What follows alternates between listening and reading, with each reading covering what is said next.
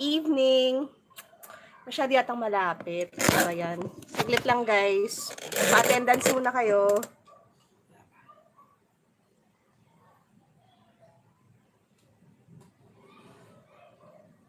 Hey!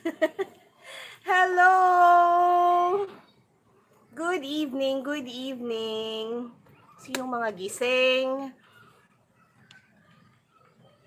Yon, ayan na. Okay, 74 na tayo ngayon. Hello, good evening sa lahat. Gulat ba kayo? Gulat din naman ako. Hanggang ngayon, nag-aantay pa rin ako kung may mangyayari.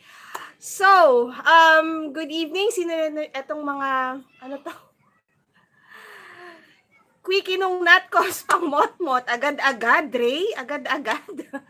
Hello, Jaren Ariola. Same feels, actually. Kaya ako medyo natagalan kasi ang ambisyon ko sana mangyari, mag-aayos muna sana ako habang nanonood. Maya-maya tapos na siya. So, nag-warm up pa lang ako eh. Alam mo yun, meron pa lang akong inakyat na drink.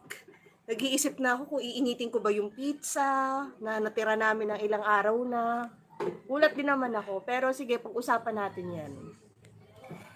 Hello! Okay, so I'm gonna say hello muna. Alam ko naman na we cannot just focus on the national costume. Gusto kong pahabain yung discussion sa national costume kasi sabi ko nga sa inyo, the Manila Carnival Queens and the discussion on the Manila Carnival Queens, paborito ko yan. So parang, binitin niyo ako na sobra-sobra. Pero, may mahuhugot naman tayo, may mapag-uusapan naman tayo. Francis Ramos is saying, akala ko national costume show, music video pala, I feel you. In fairness, medyo catchy naman yung song. At in fairness din naman sa mga nagsasabing ang nega ko, sa Miss Universe Philippines, catchy yung songs. Aminin nyo. Sorry, Tita B, tumatawag ka? Ayan. Tita, yun na ba yun? Tita, naka-deactivate po ba? Hindi naka-deactivate ang Titas of Pageantry. Nag-private kami kasi yung mga friends natin, medyo dinumog kami. Hindi yung mga taga-baba, yung mga nagre-report na mainit ang ulo kasi ng bully. So, nagpipigil na maglabas ng mga resibong pambubuli. Kaso, alam mo na. Okay! Andyan ka na pala. Yes, Tita B, nandito na ako.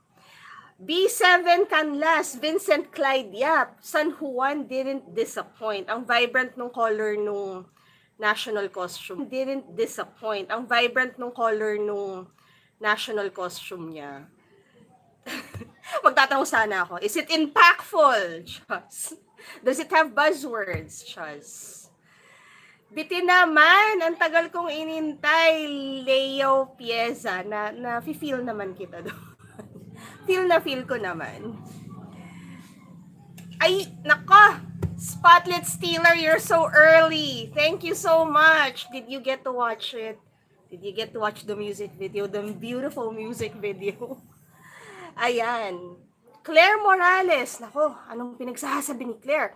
Parang sa butahe, Tita, ang gaganda ng kuha ng Aces and Queens, tapos lahat ng KF malalang malalagot. Grabe naman. Nakaano nyo pa yun? Nafi-figure out nyo pa yun sa 6 na minuto. Hindi ko na nga ma-realize kung sinong mabilis na kinunan, sinong saktong-sakto lang eh. Sheila Marie, 3 beses kong inulit, Tita. Actually, ngayon nga, sabi ko sa jowa ko, buksan namin yung TV kahit wala ng sound para lang ma-play. Kasi, yun na yun. Mas mahaba pa tong usapan natin kaysa dun sa mismong show. Sige, good luck. Paano natin pahabain yan? That's why I'm actually just waiting for the photo releases of the ladies. Kasi alam ko na siguro doon nila i-explain yung thought process or yung story ng mga suot nila. So far talaga, ang tumatak lang sa akin, kasi nga, Manila Carnival Queens, is yung kay Miriam Hipolito, agad-agad tumatak sa akin yun. Shucks. Sino pa ba? Hi, RB Henyo. Hello. Yung kay Val Taguba on Katrina De Marana, ang ganda-ganda ng craftsmanship. Pero hindi ko lang masyadong makita pa yung connection sa Carnival Queen. Siguro yung beadwork na parang festoon. Alam niyo yung festoon? Yung parang very Zuleika, yung parang chain na nagsascallop. Siguro yun lang yung nakita ko, and she was super polished. I cannot wait to see HD photos pa talaga. Okay, nag-my day na lang ang MUP. Loko tong si Eugene Dormis. Hey girl, tita, react na. Ayan, si Derek naman, the top 5 for me are Cavite, Cebu City, Cebu Province, Romblon. I really like the Romblon. Parang feeling ko, on point. Ang pag-uusapan natin is yung look and feel ng talagang traditional Manila Carnival Queens. Kasi actually, dito sa pinagawa nila sa Miss Universe Philippines, pwede mo naman baliin yung concept eh. So, ayan, si Marian, si Romblon, medyo yung within the time frame, within the period. Kasi Mandaluyong daw.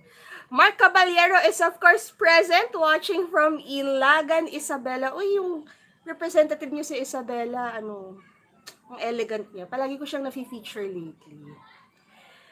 Si Denzel Flores, akala ko blinak mo ko. Kasi naman Denzel, wag na kayong sumilip doon. Kung open ang Titas of Pageantry, mag-follow na kayo. Kasi every once in a while, nagpo-private kami. Ay, hello Asher, good evening to you. Ano bang na-feel ni Asher? Narito ang tunay na Encantadik, abisala sa inyong lahat. Ang ganda nung kay San Juan, ang colorful nung kay NCR, and maganda yung kay Manila. Gusto ko yung sa headdress niya. Kasi pagdating sa Manila Carnival Queen, yung headdress kasi talaga yung una mong makikita. Doon mo kasi makita yung stamp kung anong time siya, 1920s ba to, 1930s ba to. Nag-geek out na ako, I'm so sorry, favorite ko talaga yan. Yung kay Laguna, and that glow up, she took notes from Samber, di ba?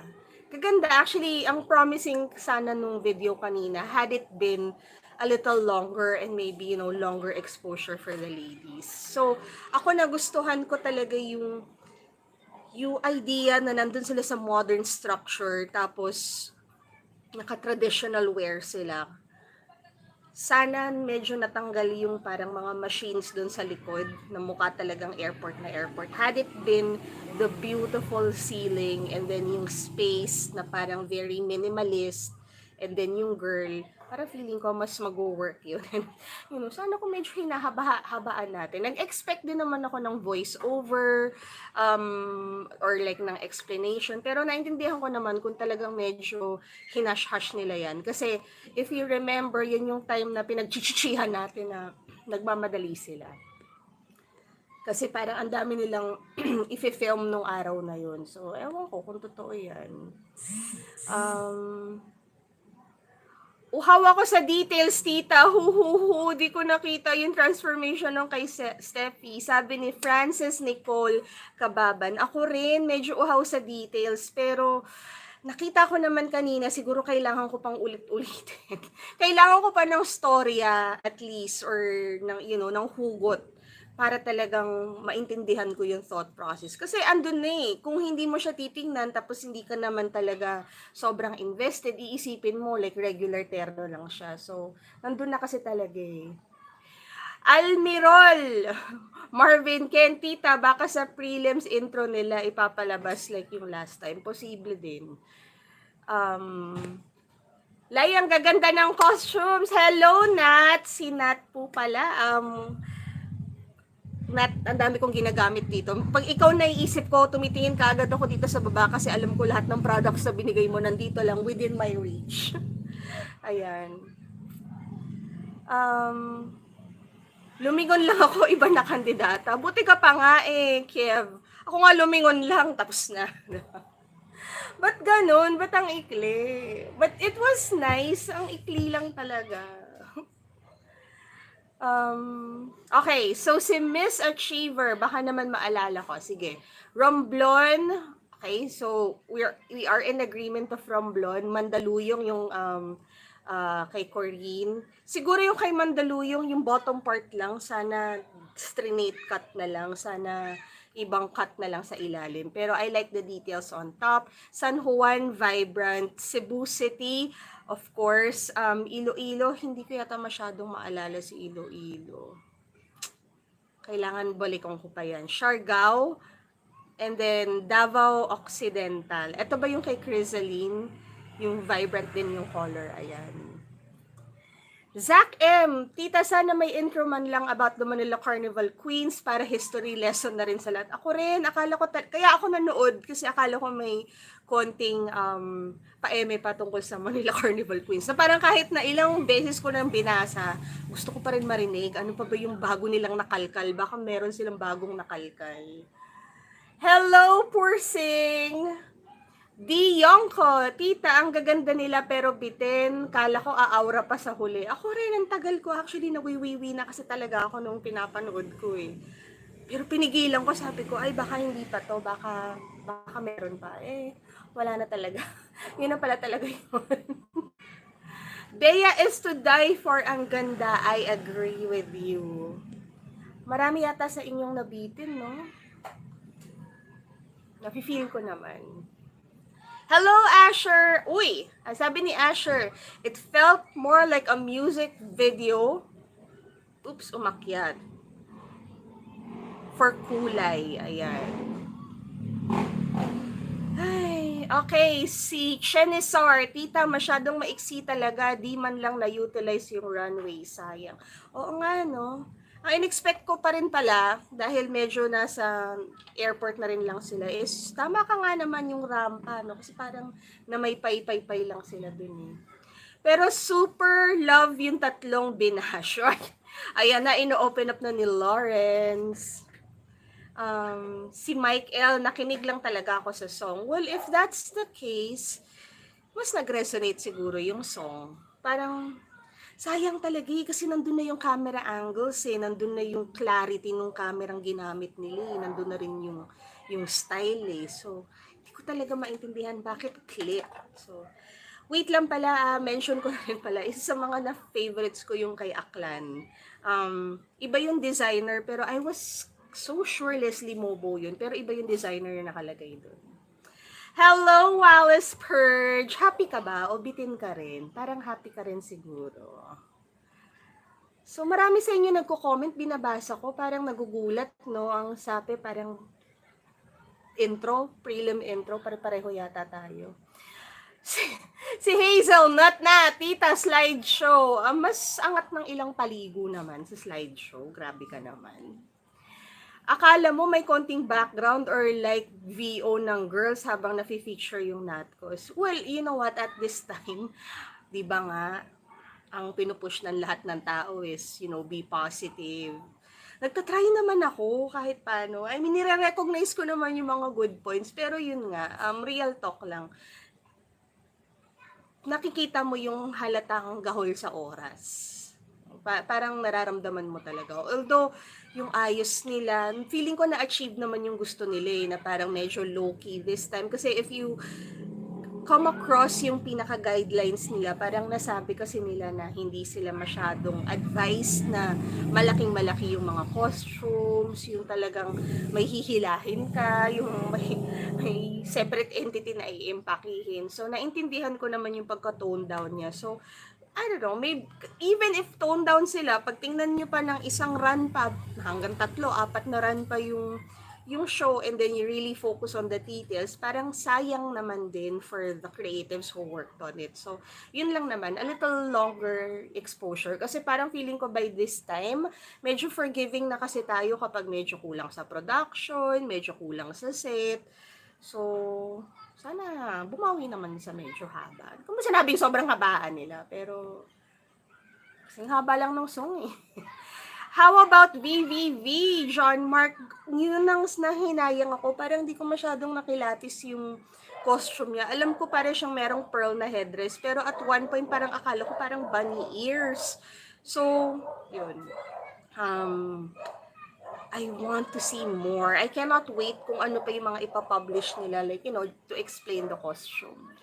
Si Joel Cortez, tita, Albay was a revelation. It was really nice that they put Albay, of course, first. Kasi nakita ko na yung pa-teaser niya galing kay Gerson sa page ni Gerson kaninang tanghali or hapon ba. So, ang ganda lang talaga tingnan na yung makeup niya, plakadong-plakado, yung movements niya, plakadong-plakado. So, 'Diba? Sana, maraming sana, pero commendable naman. At least lumutang siya this time. Kitang-kita mo.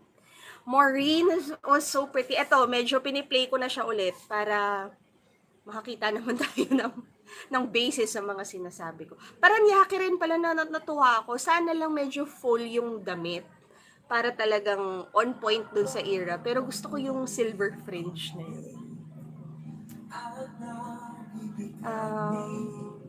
Hello, Tita Lavinia. Please, i-greet niyo po ako. Hello, SLMC. QCIR. Ayan, sa mga nakakarinig. Kaso baka makapiright tayo, be. Ayun.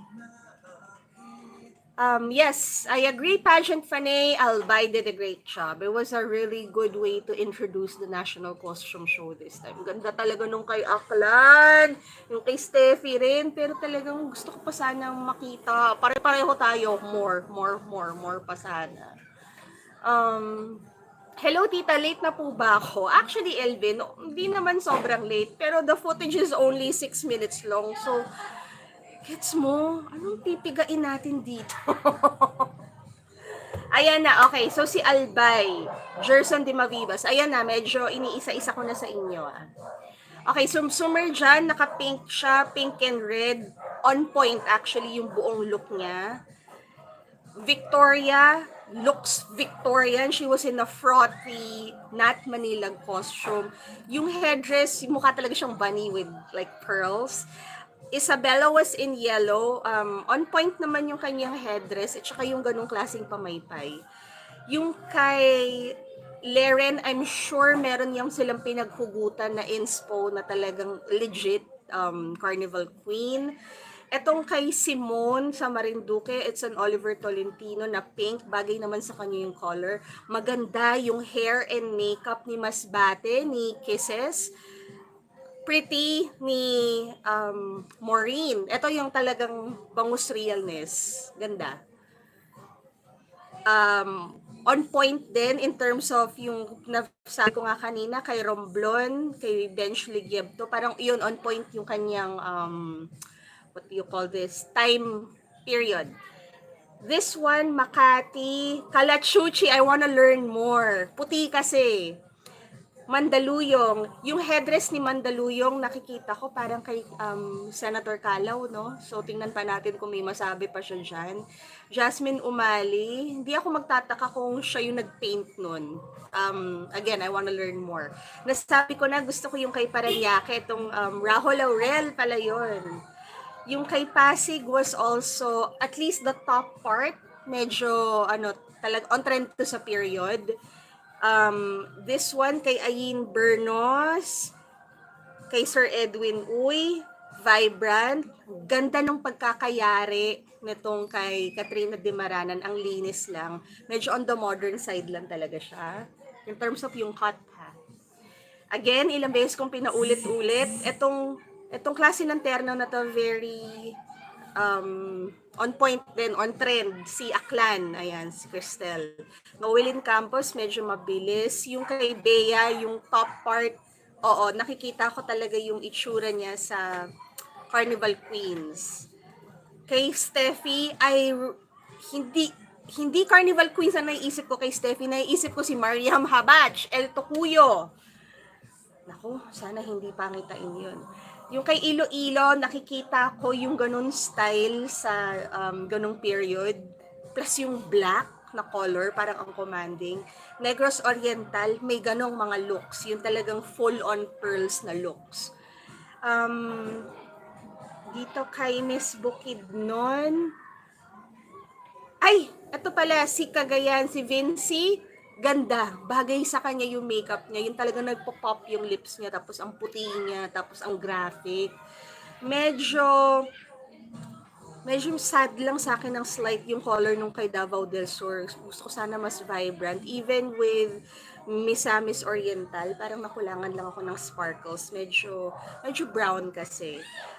That's right, yung kay Siargao, on trend sa period. And then, etong kay Davao Occidental, alam mo, nakikita ko sa kanya yung parang very Art Nouveau na na look. I mean, very Art Nouveau na treatment yung when it comes to the colors, when it comes to yung pattern creation. So, yun lang naman. Yun yung pinakamabilis na rundown nung lahat ng nakita ko kasi plinay ko siya ulit. Actual positives, you are right, Asher, ang linaw niya. So, ayokong i-flex. May TV ako ngayon na malinaw-linaw, pero ang linaw pala talaga niya. That's right. Catchy yung song.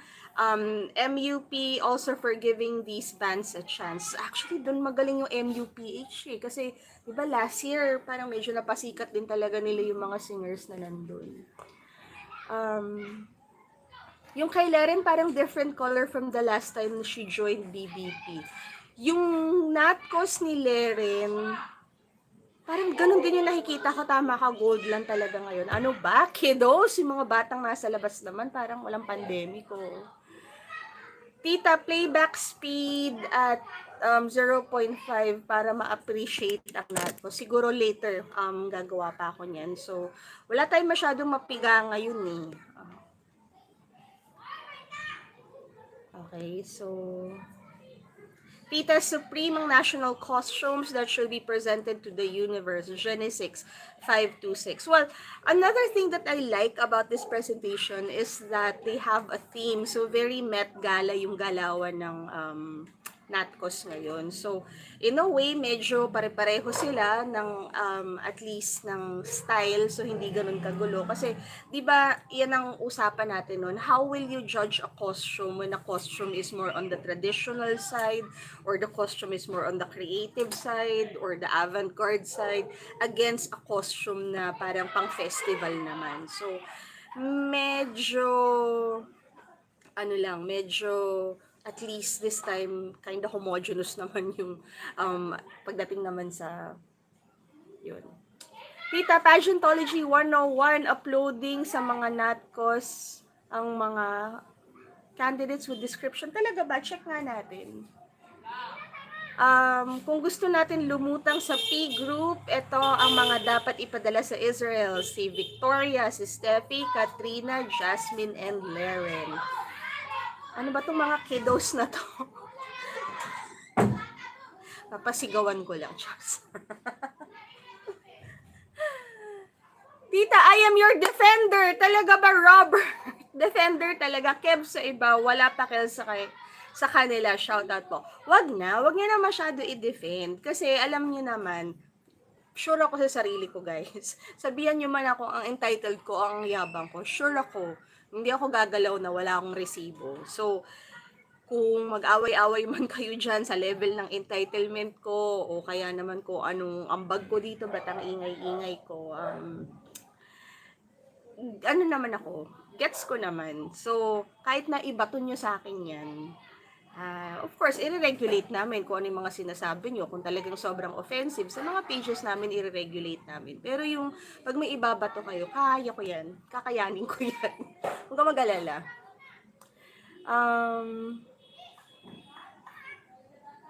Tita, yung Natcos ni Katrina, kamukha ng gown ni Colombia 2020 nung Nationals.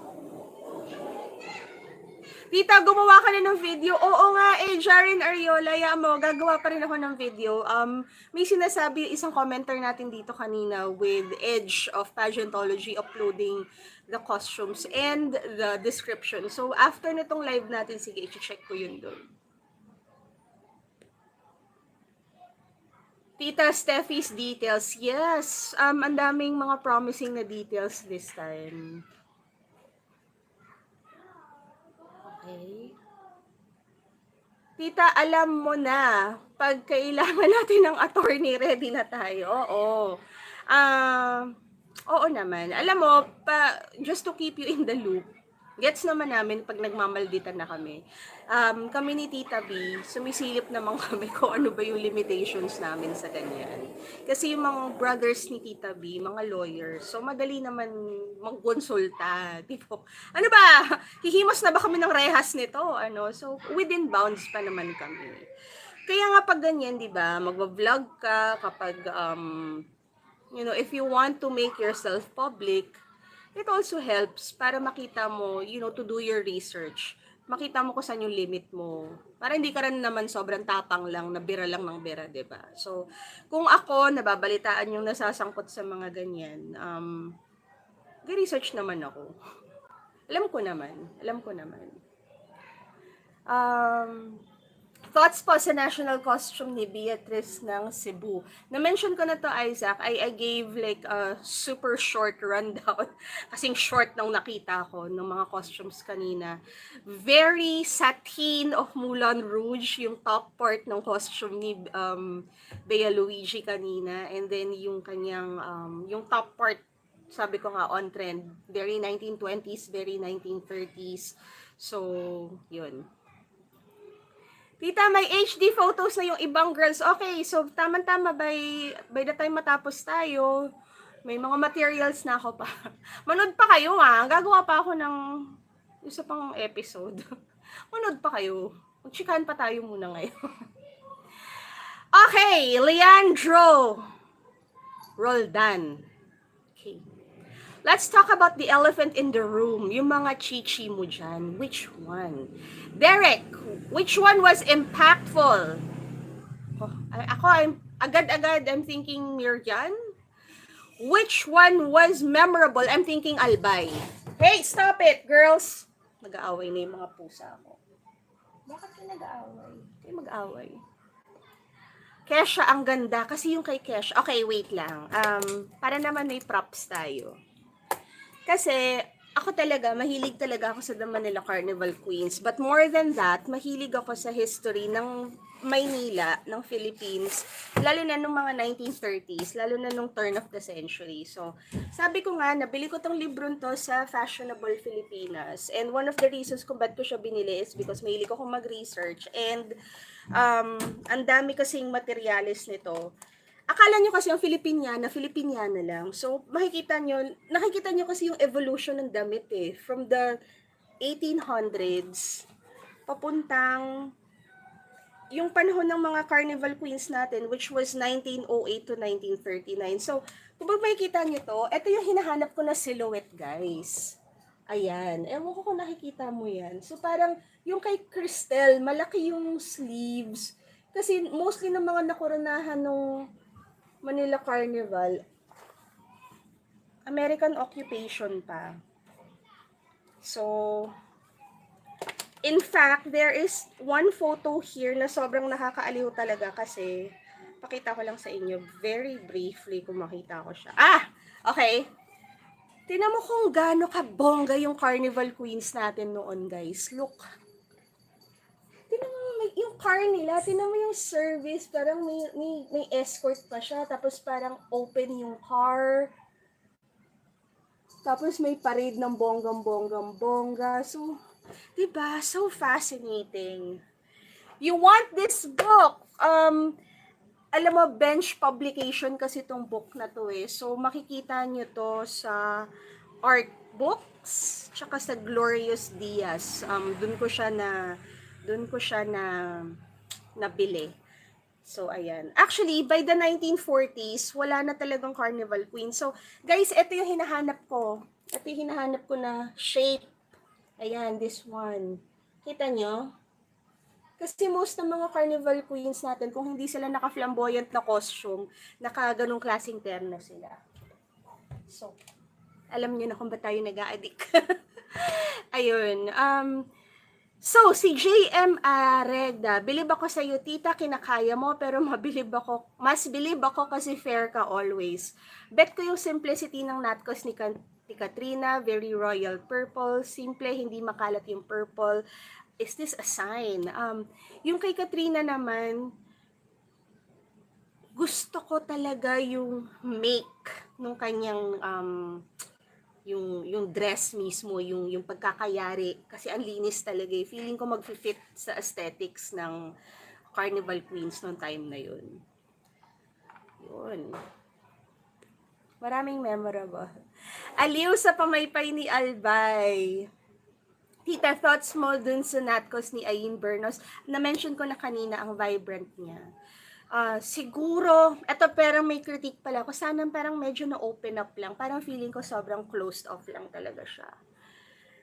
I wanna see Victoria's full costume kasi parang there's something very looking Victorian dun sa look na yun.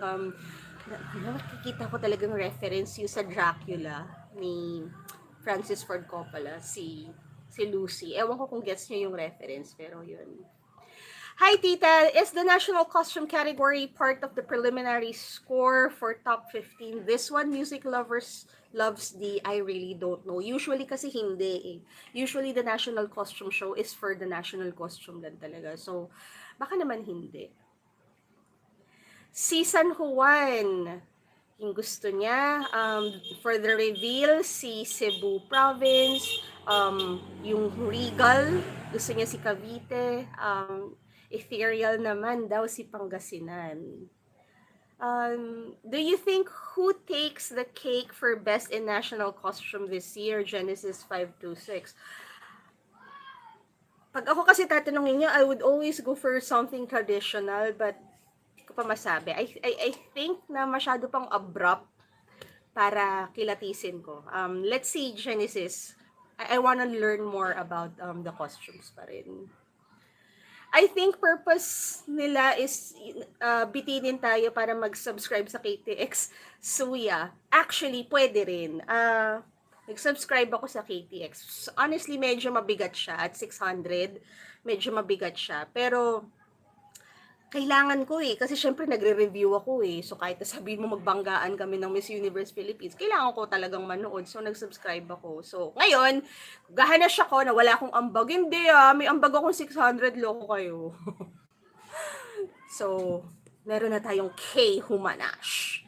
Yung kay Masbate, natuwa ako kay Kisses kasi yung fez lock ni Bagets at saka yung kanyang hair and make-up, ganda, nakakatuwa. Parang very Black Swan nung hindi pa siya nababaliw. Ganda ng face ni Jasmine. Pati yung bling-bling ni Jasmine. Ano kaya ibig sabihin ng mga nakapaint dun sa mismo dress niya? Steffi. Delicious Meow. May points ba yung national costumes? Parang wala naman ata. Kung yung traditional na national costume show ang iisipin natin, alam ko parang totally separate naman yan eh. Yun. Tita, di kami na-inform, teaser pala yun. Ano ba naman, Reynaldo? Parang lahat naman tayo hindi na-inform.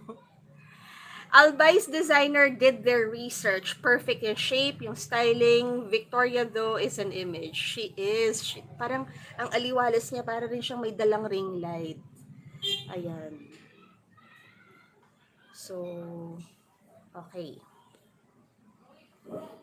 Remember the Natcos of Ara Arida and Miss You? Ganun ba ang Carnival Queen? Hindi pa be.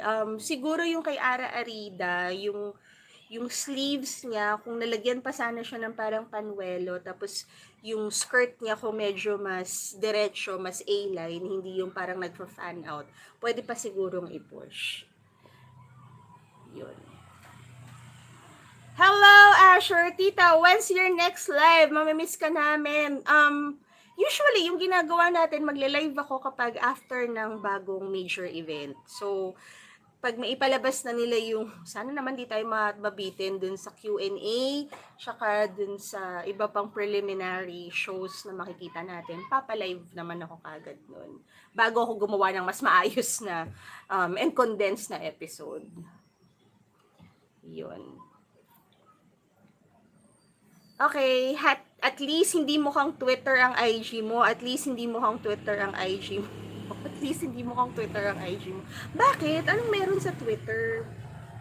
Theo Rolston. Ano bang meron? Bitin, pero understandable naman. Nag-effort sila and risking their safety just to give us a show habang tayo nasa house lang. Oo naman, John Ray Alota. Oo naman. Visayas group nailed the Natcos. Oh, yun pa pala yung kailangan ko i-reconsider mamaya yung by group, no? Dapat pinaglakad na lang sila, hindi ko man lang nabasa ng maayos yung designer ng costume, ang bilis. So ako naman, yung critique ko dun, sana naglagay sila, kung hindi nila kaya yung, editing process with the VO, sana yung write-up man lang, or like yung blurb ba yung tawag dun ng costume. Sana nailagay man lang. Para kapag i-replay natin, meron naman tayong idea na hindi tayo magko-cross-reference sa mga nilalabas nila na mga IG accounts, ay IG photos, ganun. Hello, Coco Halabuena. Hello, watching from UAE, Becky. Nako, ayan na si Adrian. Thoughts on Ashti remarks po. Which one dun? Kasi 'di ba they just issued an apology recently. Well, actually, it was not an apology to the parties involved. It was actually an apology or an explanation to the Ashti community. So, para sa kanila lang yun. So, I know a lot of us are still waiting for yung medyo mas mabigat na apology. I'm not so sure if yun na yun or if they're still thinking of a separate apology move dun sa mga taong nasagasaan nila. May ambag din ako, tita, sabi ni Derek. Bumili ako ng 4.99 siya, o diba? Nakatipid pa to si Derek. Ako nga hindi eh. Tita, sa tingin mo, nag-ala music video yung preliminary swimsuit and evening gown competition sa 26? Sana hindi, kasi inaagawan ng airtime yung girls. Sana naman hindi. Kasi this time, feeling ko kasi may kahati sila. Parang may pinopromote na grupo. Alam mo yun. Okay. So, ano daw? Johans Reyes, your view or opinion on Ashti's comment about Steffi's OA pasabog? You know what? Definitely that video was spliced and edited because the footage itself, kung nanood kayo at ako nanood ako, para lang naman fair, lalo na kung pag-uusapan natin, kasi most likely hindi ko na rin to masyado i-open up sa talagang totoong episode. Kasi ang kalat guys itago na lang natin sa live, wala namang masyado nanonood ng live kasi ang haba-haba ng live Admittedly, spliced kasi talaga yun. It was a 3-hour like review, discussion amongst themselves. Tapos, siguro yung mga nandun, because it was from a closed group, hindi lang kasi ako sure kung it was meant to be public din naman But the thing was, it was recorded from someone, of course, na nandun sa grupo nila. And then, somewhere along the way, it made its way to TikTok. And then, some folks on TikTok edited it and then compiled all of the nasty things that they said about Steffi. So, of course, umabot sa Facebook. Of course, nag-trickle down din sa Instagram. So, honestly, in my defense, nirepost ko yun pagkatapos na nung ibang taong mga nag-repost. So, yung pagbibigay ng opinion at ng critique, commonplace yan guys Ang dami na namin gumagawa niyan dito sa YouTube Kahit sino ngayon pwede nang maging vlogger ng beauty pageant. Kahit sino ngayon pwede nang maggumawa ng YouTube channel niya about pageantry. So,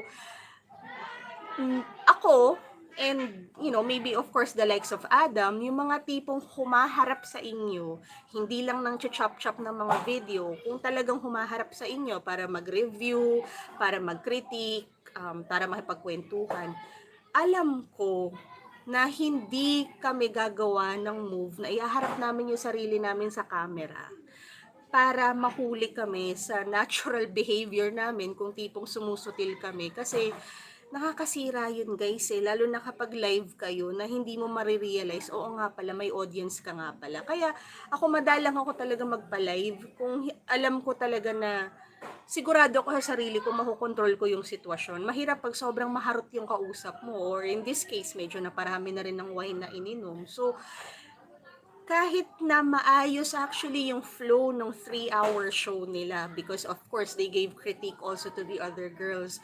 The mere fact that those words were used, and the mere fact that those words are seemingly natural to them, may mali. kung ang feeling nila hindi nakaka-offend yung words na yun. Kasi ako bilang vlogger at nagre-review, hindi ako gagamit ng ganong words. Talagang conscious ako na mag-isip, not for the sake of positive scripting, pero yung alam kong madideliver ko yung mensahe ko, pero hindi ako nakasagasa, hindi ako naka-offend. So, there. Thank you so much if you are watching from New York. Johannes Reyes. Ayan. So, actually, while naka-live, ang daming na nagbabagang comments sila na chill lang po. Ay talaga, I did not know that. Kasi you know, when these videos came to us, they came to us na medyo ang dami nilang nag-send. Medyo pare-pareho sila nag-send. Maintindihan ko pa kung isang individual nag-send ng kopya sa amin ng video eh. Pero kapag medyo marami na, ibig sabihin marami silang na-offend habang ginagawa yung mga video na yun at naghalungkat pa ng ibang resibo. Yun. O ano say ng mga mambabash kay Tita dahil sa pagkritik nila sa MUPH organization, pero at least si Tita lagi namang may resibo. Oo naman, kailangan may resibo tayo kasi alam niyo guys, marami na kami ngayon sa kung saan saang pages gumagawa ng mga chismis, gumagawa ng mga chismis entries. Unfortunately, sa totoo lang, yung taste level, pati yung wordplay, pati yung wit factor, parang hindi naman talaga at par dun sa ginagawa namin sa Titas of Pageantry. Honest lang talaga ako kasi alam ko na I do my research, alam ko na umi-effort ako to make it funny, to make it really catchy. So, yun. Unfortunately, etong mga videos na to, these weren't things na inorchestrate ko. These were materials that are already floating out there. And these materials, maraming na-offend. So, di ba, kung gagawa kayo ng kalat, ibig sabihin, huwag na kayong magtaka na marami kayong liligpitin, di ba? I think kita magkaibang live yung Ashtis and yung 3 na kasama si Billy. Yes, magkaiba yun. Yung sa Ashtis, legit talaga yata yun na for their episode para dun sa, bless you, legit siya na episode para dun sa show talaga nila. But the one with Billy, I think if I'm not mistaken, is an exclusive chit-chat just for the fans of or the members of the closed group.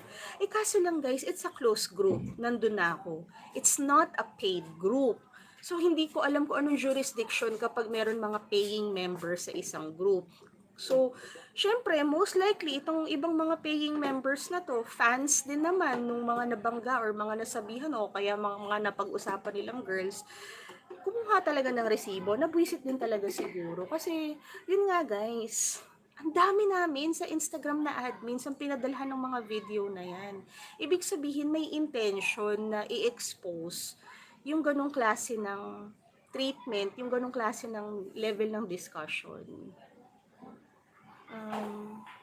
Genesis 526, Tita, do you think Candy was coming from a place of slight jealousy when she was criticizing the girls in general because she was supposed to be a pageant aspirant before her youth? Genesis, I really don't know Candy a lot.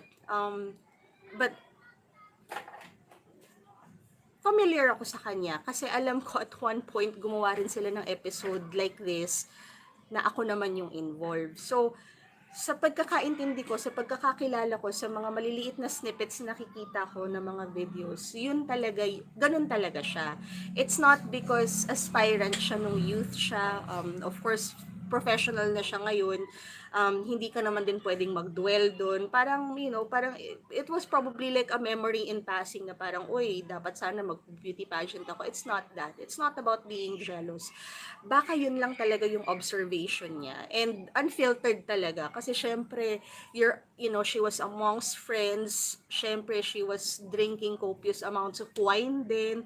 You know, wine makes you fizzy. Wine makes you happy. Wine makes you think that, you're young and wild and free. And sometimes, it's not a good idea when you have a camera in front of you and a lot of people watching you while you lose your sense of balance when you're saying these things. So no, I don't think it was coming from a place of jealousy. I think it was just, her honest observation. And unfortunately, her honest observation,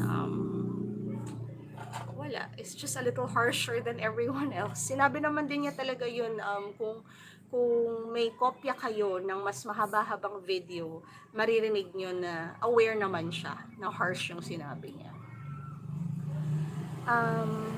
Tita, anong say mo sa kulang sa nutrisyon ang utak? Splok mo na. Sa kahit saang anggulo, hindi maganda yun. Pwede mo sabihang hindi ganun ka bright. Ang daming ways, guys, na pwede mong i-convey yun, na nakukulangan ka sa bilis ng utak, nakukulangan ka sa wit. Pero yung sabihin mong kulang ang nutrisyon ng utak, nakakahiya lang, nakakahiya. Kasi unang-una, yung the lady in question, si Jasmine, of course, kikita mo naman siya, parang di naman putyo-putyo yung pamilya niya. Parang nakikita mo naman siya, like she conducts herself as such. So, siguro hindi lang akma sa kanila yung hindi lang tugma yung itsura ni Jasmine dun sa, the way that she delivers things. Pero, wala talagang rason sabihan ng ganyan. These are the things na maiintindihan ko, na sasabihin mo kung kayo lang magkakaibigan. Yung talagang nasa GC kayo, G na G kayo. Pero yung tipong, kahit nasabihin yung private conversation pa yan na, na pinakita nyo sa maraming tao dahil nasa close group kayo, parang hindi talaga pa rin appropriate. Theo, si Candy nag-Q&A training siya, tapos nag-comment pa siya ng ganun, ABS psychology siya sa Ateneo, tapos words niya ganun. Well, siguro ganun kasi talaga yung pagkatao niya, like normal yung ganung klaseng verbiage.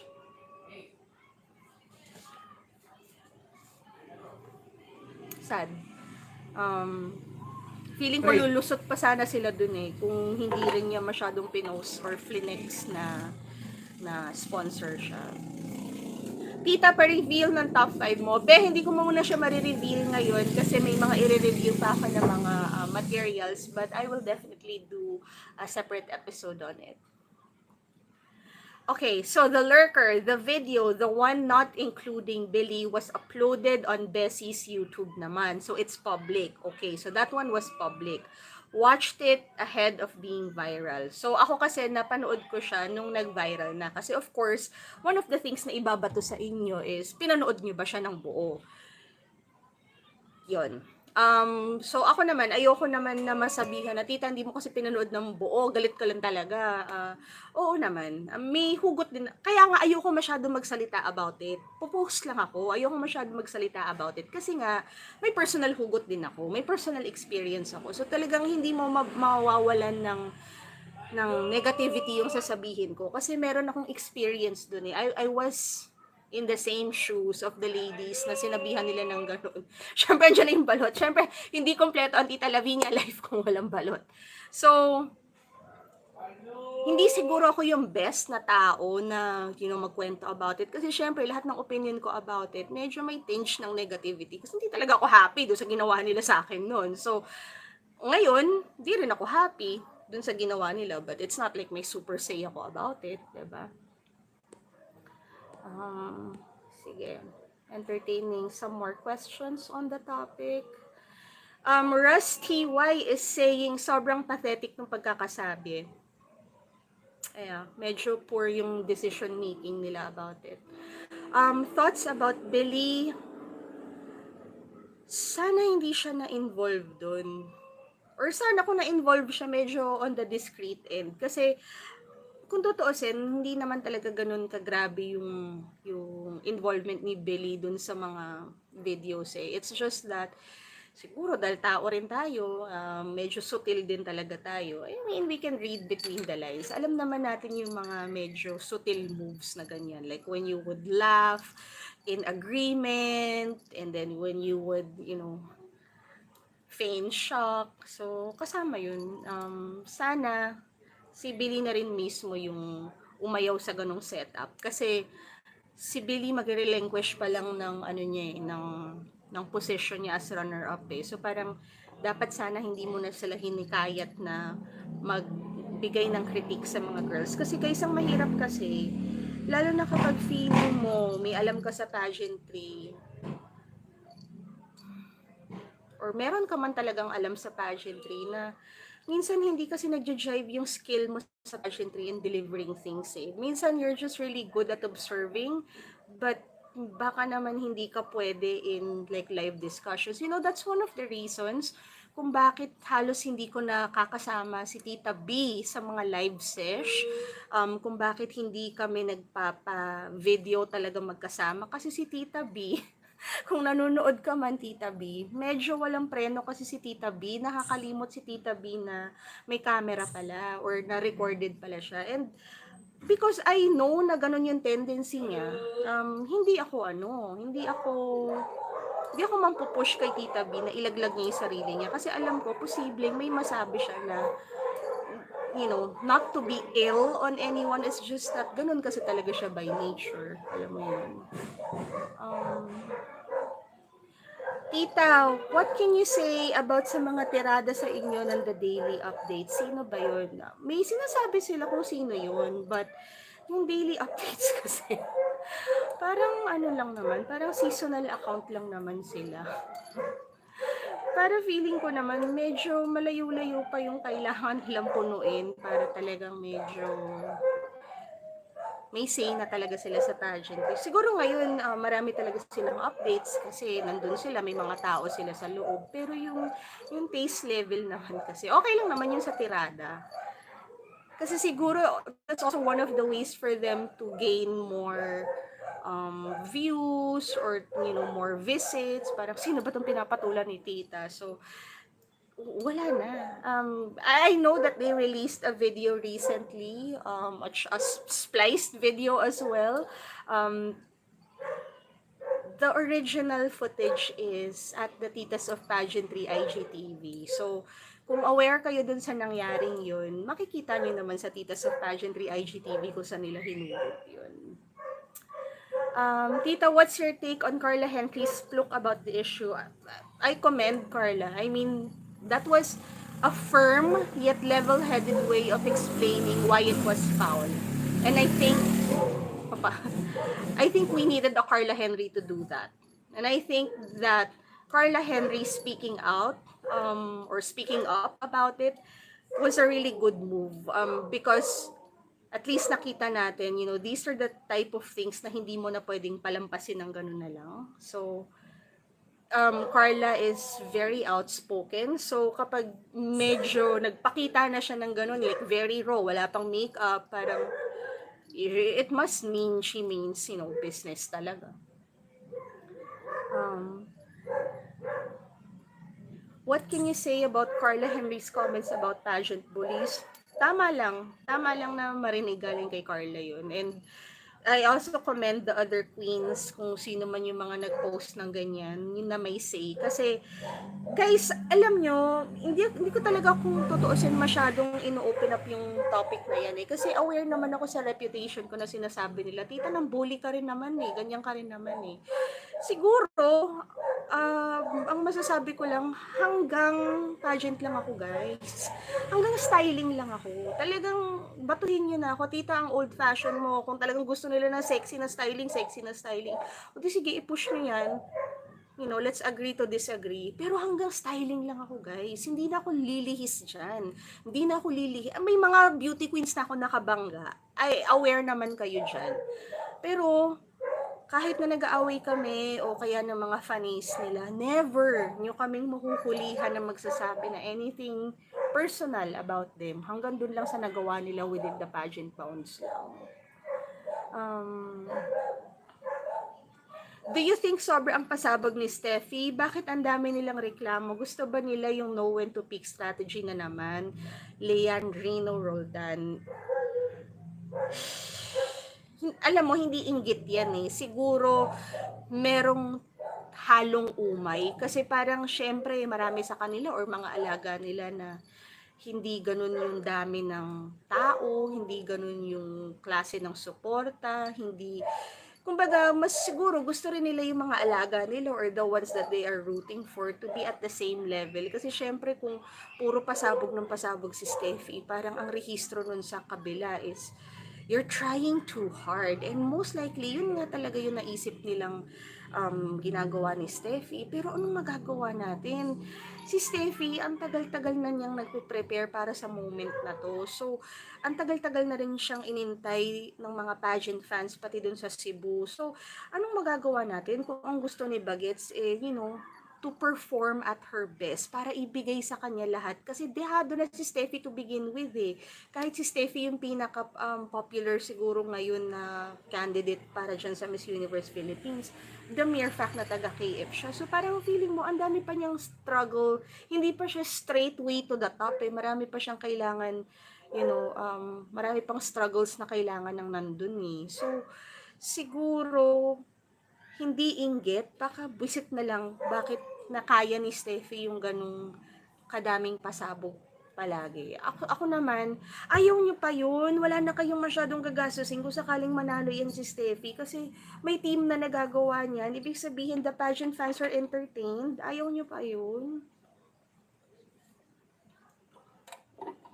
Genesis 5:26 is saying, I think they should be reprimanded for their actions because it has a direct impact on everything they do. So especially Candy, because she's a sponsor, and Ashties, they have businesses. Sino ba yun dapat mag-call out sa kanila? Kasi kung ako ang Miss Universe Philippines organization, how will I call out a sponsor? Eh, di ba yan na nga ang discussion ngayon? Pahirapan nga tayo ngayon. Iyan nga ang sponsor, nagbigay ng sponsorship eh. Kakantiin ko pa ba? So, saan ka lulugar doon? But yeah, I did hear some reports na at least for the designer that he was reprimanded for involving, yun nga, one of the candidates. Basta ako nagagandahan sa national costume, ako rin naman Serendipity Hill. Si Reeve Mar Beltran. I hate comparisons but I just can't. Ba't nakaya ng BBP? Ba't nakaya ng BBP? Kasi syempre nung gumalaw yung BBP nung time na yun, parang medyo nag-ease up tayo ng konti. Pangalawa, may sarili kasing venue ang BBP. May mga hotel din sila. So parang kung magkagipitan, kaya kasi talaga nilang saluhin. Medyo matagal lang, pero kaya nilang saluhin. We want details and in-depth infos behind the craftsmanship of the ternos worn by the ladies. We waited for this for so long and then ambot. Nagaantay ako ng explanation kung ano. Right now, medyo naglilin ako dun sa baka gusto nilang mag-subscribe tayo sa KTX. But even so, hindi ko alam kung mas kumpleto yung information sa may KTX. Tita, thoughts on some pageant pages already watching the prelims and the AG, then giving names on who did well.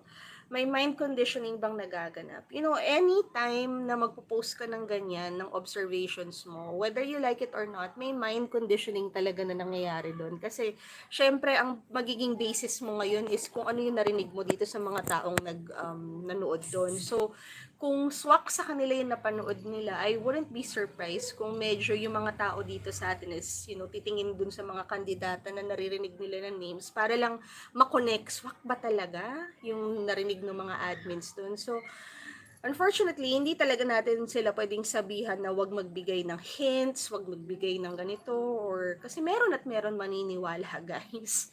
Meron at meron. Ako medyo nag-refrain na rin ako. Nagpa-chichi ako kanina.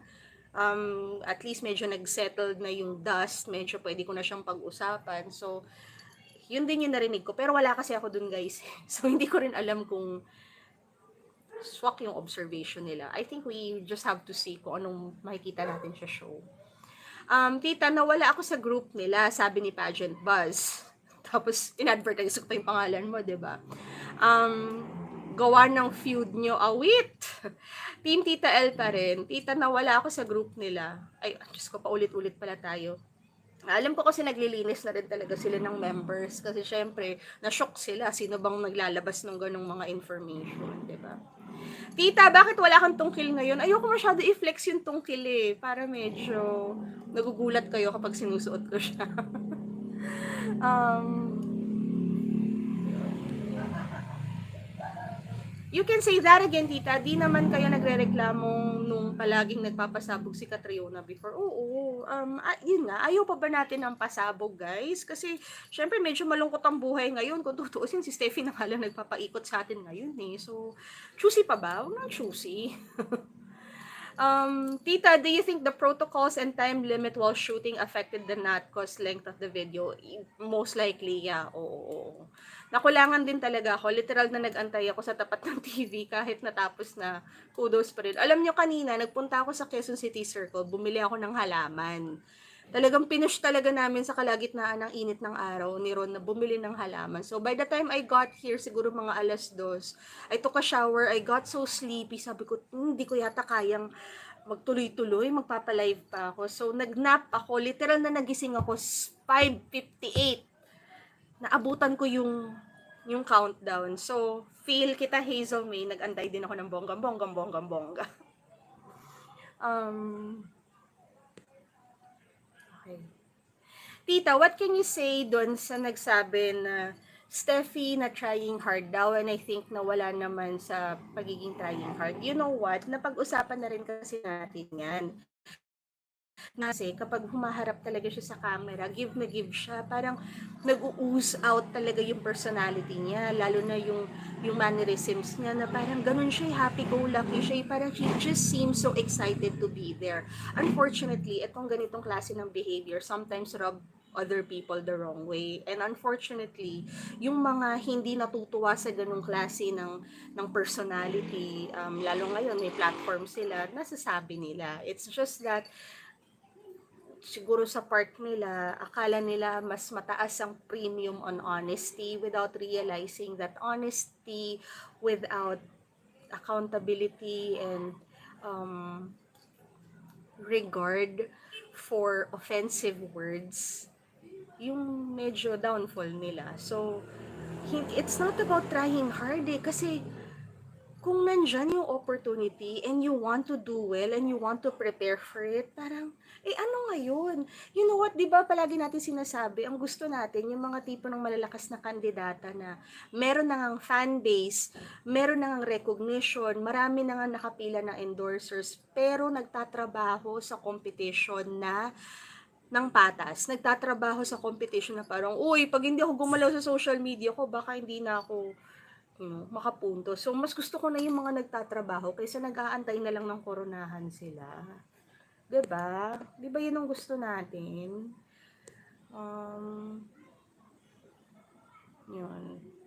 So, okay, mag-extend pa ako ng konti, medyo 1 oras na tayo. Tita, do you agree na wala ng sariling branding or personal aesthetic si Steffi dahil sa mga pasabog niya?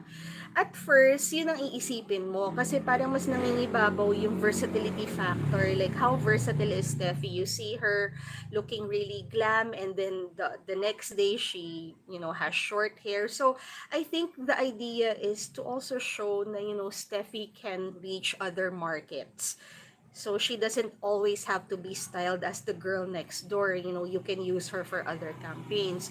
So, as for personal branding, actually, feeling ko naman kasi once you become Miss Universe Philippines, medyo nawawala na rin naman yung personal branding mo eh. Kasi you have to take in the branding of the organization.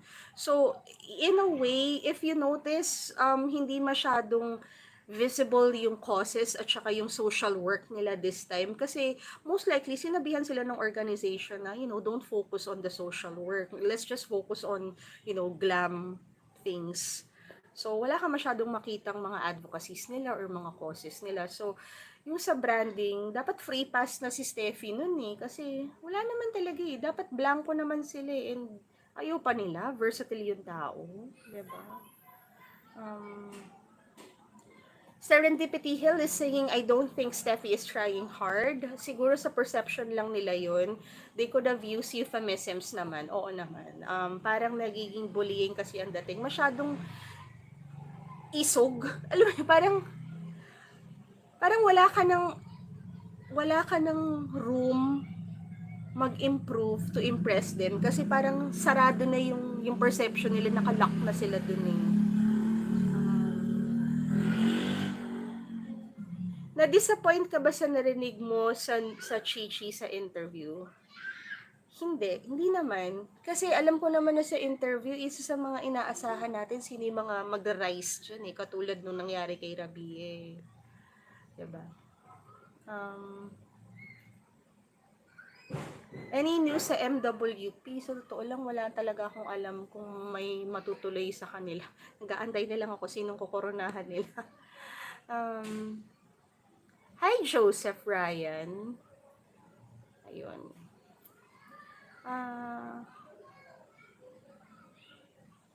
Okay.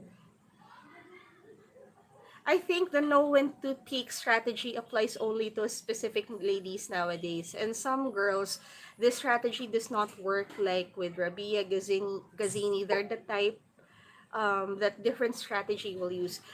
Try ko lang iklaro ng very slight yung know when to peak na tagline na. Kasi sa totoo lang, sa pagkakaintindi ko, ito yung sinasabi ni Shamsi within the quarantine or the lock-in period of the girls bago sila mag-compete sa Miss Universe. Yung know when to peak is yung period kung saan magkakasama yung mga girls, tapos yung iba sobrang na-i-invite sa mga events, yung iba sobrang ang gulo-gulo, nagpapa-photoshoot. Sa pagkakaintindi ko ng kwento ni Shamsi yun, she would rather na parang medyo silent killer, yung medyo mas tahimik, medyo nasa background, para pagdating na ng time na kailangan niyang mag-peak, katulad ng preliminary sa swimsuit at saka sa evening gown, mas pakak. So, hindi ko alam kung bakit nag-crossover yung phrase na yan dito sa preparation ng girls natin. Kasi, actually, dapat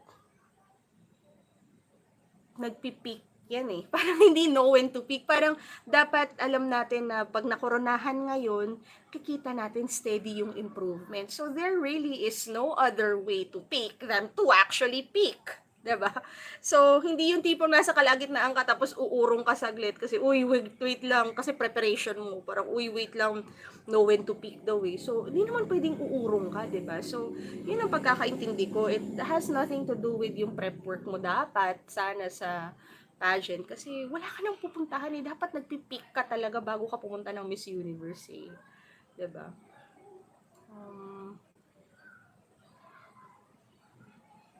Tita, sino yung tatlong women na palaging pinag-uusapan nyo? Guys, si Nitro War, baka pwedeng kayo na lang ang magsabi sa kanya ng mga nangyayari.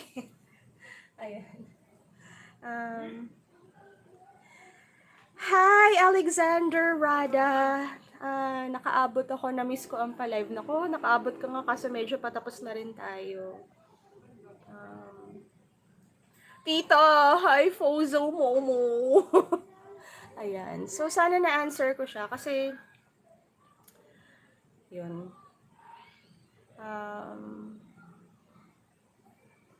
Maraming magaganda pero hindi na showcase. Medyo ang bababain ko yung expectation ko sa prelims and sa final, sabi ni Jordy Krish. Actually, siguro medyo kailangan natin ibaba kasi nandun na yung factor na baka may restriction sila habang nagfi-film na rin. Alam mo yun. Si Night Thrower, sorry daw nalilate. Walang Pilipinong nalilate, Night Thrower. Bakit 6 minutes lang? Akalain mo yun, na-stretch natin yung live natin na mahigit 1 oras, pero parang 6 minutes lang. Okay, tita, napansin niyo po ba yung sleeves ni Shala Falconer? Hindi po nakasuot yung sleeves. Bakit kaya? Also, 4 minutes lang ang exposure ng girls. Then, the remaining 2 minutes pa, thank you. Talaga ba? Shucks. I don't know. Sige, I'm gonna try and find out. Reynate Roma, I tried so hard because I really wanted. Pia, remember that? Oo nga naman. So, why not? I mean, kung yung girl willing, yung glam team willing, yung LG willing, bakit hindi iti-take yung opportunity na gamitin lahat ng resources para magpasabog, di ba? How they said it, their tone, phrasing, and facial gestures, it doesn't scream objective and constructive criticism. It's them disclosing her or dismissing her. Is that right? Sad. So sad. Yun. Tita ang glowing. At nagpapawis na nga ako kasi mainit na. Tita, at this point of time, would you rather choose a candidate na parang blank canvas para maging swak dun sa gusto ng MUPH or once she wins, sabi ni Men of the Universe?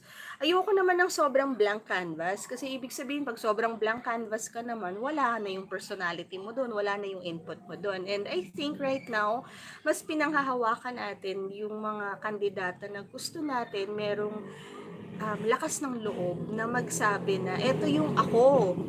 Not necessarily yung branding ko, pero eto ako. So, dapat may say yung kandidata natin. Kung ano yung gusto nila, lalo na kapag gusto nila yung involvement nila sa prep board. Kasi sila yung lalaban eh. Diba?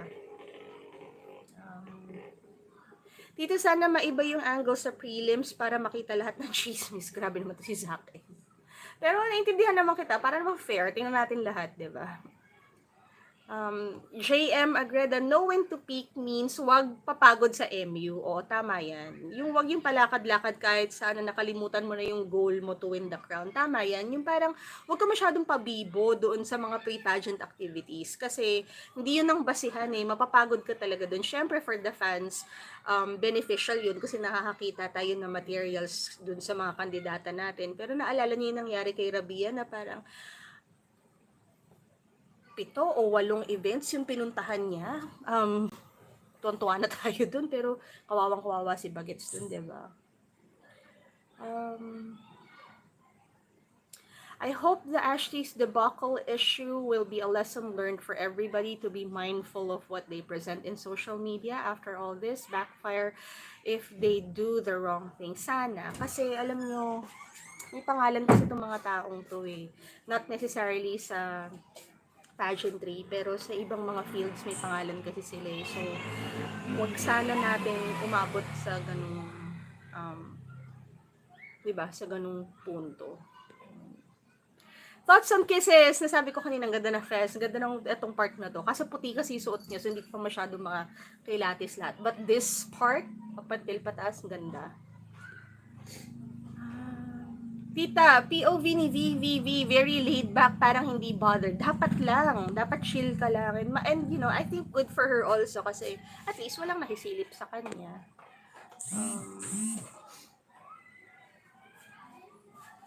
VVV, we need a fresh face, wag yung recycled na. Pwede rin naman. Sabi ko nga naman, although wala na tayong time, a lot of people are leaning towards the more experienced ones kasi wala na tayong time. Pero meron pa tayong konting time. So parang siguro kung magsusugal tayo on someone na hindi pa ganun kaplakado pero kaya pang iplakado, siguro si VVV pwede dun.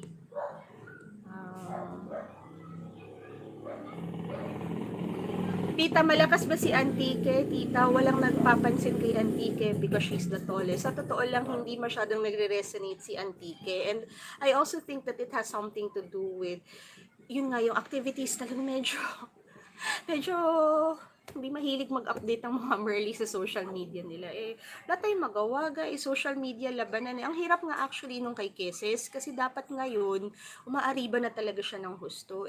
Hindi rin kasi masusustain ng mga fans niya yung pageant interest on her kasi syempre, kapag time na namin na mag-post ng mga photos, sisilipin namin yung mga personal accounts nila, wala kang mahugot kay Kisses. Siguro meron kang mahugot sa kanya from 4 days ago.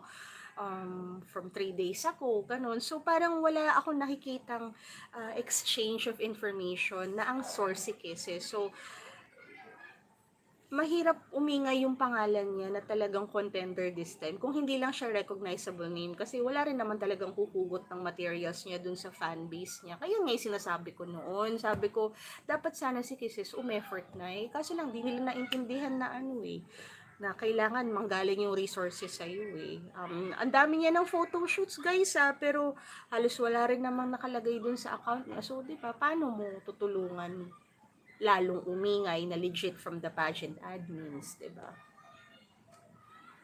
So, guys, i-wrap up ko na to. Medyo 1 minute and 15 1 hour and 15 na tayo. Marami-rami na rin tayong napag-usapan. So, I will see you very soon. Excited na rin ako kung ano yung mga makikita kong information sa mga national costume. So, I will see you soon, guys. Maraming salamat sa inyo. And, yeah, bye!